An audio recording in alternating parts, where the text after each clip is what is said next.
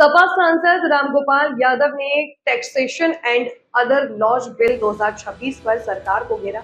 उन्होंने कहा कि कानून जनता के हित में नहीं बल्कि लोगों की जेब से पैसा निकालने के लिए बनाए जाते हैं। जैन जी पर मोहन भागवत की टिप्पणी पर भी उन्होंने सवाल उठाए। अरे आप इतने से ज्यादा पैसा निकालोगे तो आपकी जेब पैसा कट जाते कि नहीं कट जाते?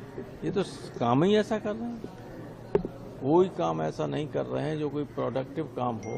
सिर्फ लोगों की जेब से पैसा कैसे निकाला जाए और उसको रेवड़ियों के रूप में कैसे बांटा जाए, यही काम है। सर, मोहन भागवत कह रहे हैं कि जो नई जो जेनजी है वो हमारी पीढ़ी से ज्यादा ईमानदार है।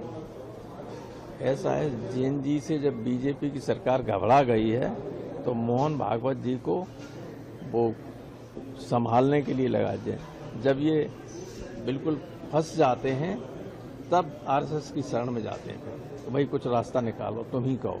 उन्होंने एक अपील की है कि ऐतिहासिक और सामाजिक विषमताओं के कारण आरक्षण है, लेकिन जो लोग आरक्षण का लाभ पाकर समृद्ध हो चुके हैं उन्हें नैतिकता के आधार पर छोड़ देना चाहिए। इसमें फिर ये जांच ही नहीं कर पाएंगे कौन हो चुके हैं कौन नहीं हो चुके। ये जनगणना हो जाती है तो सब चीज आ जाती है कि कितनी जमीन है किसके पास, कितने नौकरी में लगे हुए हैं, कितने संपन्न हो गए हैं। ये तब तक हो ही नहीं सकता, लेकिन वो काम करने कहाँ है। हम लोग लगातार मांग कर रहे हैं, फिर जो न हो उसको हटाइए।